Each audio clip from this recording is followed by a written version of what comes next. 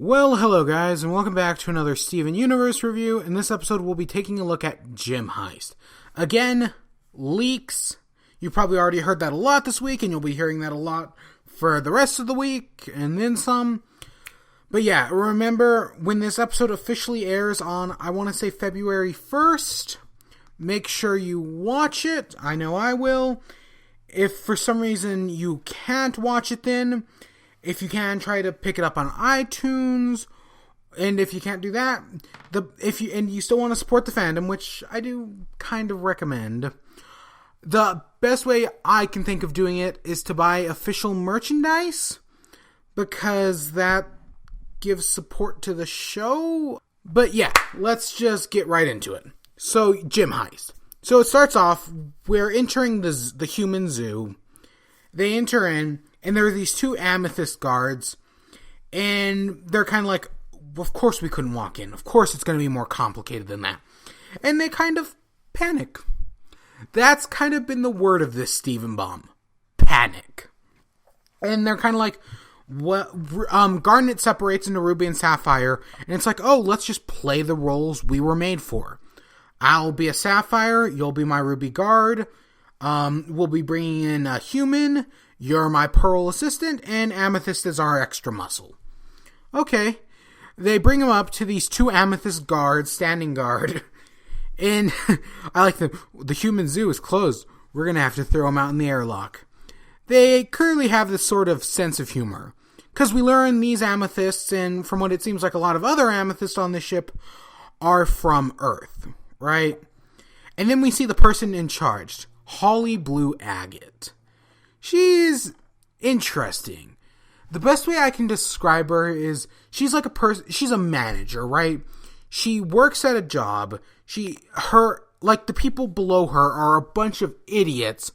So she's trying to kiss up to her bosses as much as possible in order to hopefully get a promotion.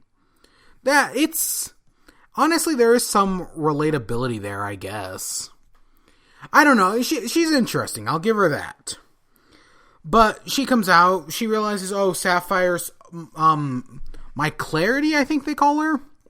And that she's important. And that, oh, it's good to get more humans to the zoo and everything. And that, again, Holly Blue starts kissing ass. Because she wants that promotion.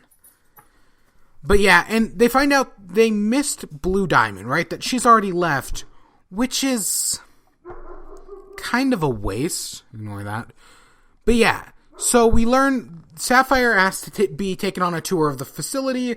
Again, Holly Blue's just trying to impress. So they do it. And they're going around the facility. Just Holly Blue's showing it off. Pearl's kind of not well adjusted to her role of just opening doors. And Holly Blue says something along the lines of how, oh, I'm so lucky that the gracious Blue Diamond is maintaining this facility for Era 2 after Pink Diamond met her demise or something like that. And this basically confirms what I had thought, that Pink Diamond's death marks the beginning of Era 2, or the end of Era 1. Yeah, they're kind of both the same. But yeah, so that's okay. And then they eventually find the door that leads into the human zoo, and Sapphire creates a distraction to lead off Holly Blue while Ruby, Pearl, and Esteban are just kind of there. And Ruby does a little rant about how, oh, loving, caring Blue Diamond, yeah, right, that's bullshit. She hates fusion, she hates love and all that.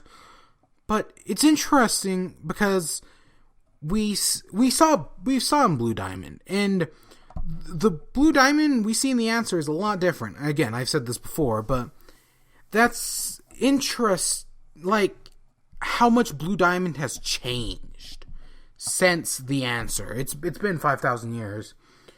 And yeah, that's really interesting. And yeah, Ruby just hates her, and Sapphire's really nervous.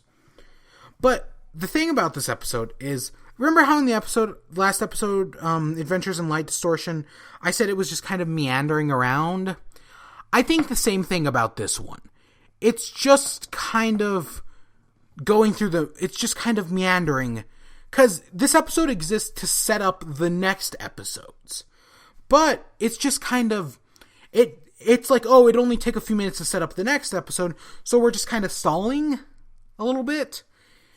And yeah, when I was taking notes, I realized it's really just walking down the hallway, getting the tour, not really doing anything. So yeah, it's a lot. It's stalling even more than Adventures in Light Distortion, but you got Holly Blue, who again I do like. But so right there at the door to the human zoo, and they try to open it up, and they just can't. They can't open it. They're all Pearl's their hacker, as they put it. Which yeah, it's interesting. Ruby makes these prints on these footprints on the wall, and then Holly Blue comes in and is like, "What amethyst made those?" Right? She doesn't even consider Ruby because, as far as she's concerned, all the Earth amethysts are just stupid. And then 2 of those Earth amethysts come up and are like, blue diamonds returned. Why even have her leave in the first place if she's just going to come back a few minutes later?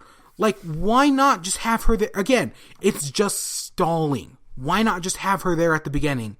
And Sapphire asks for a tour before she goes see Blue Diamond. But this is the excuse to separate Steven from the group. He gets 2 amethysts, take him to the... what do they call it? Integration, I think? Right there, basically inaugurating him into the zoo, for lack of a better word.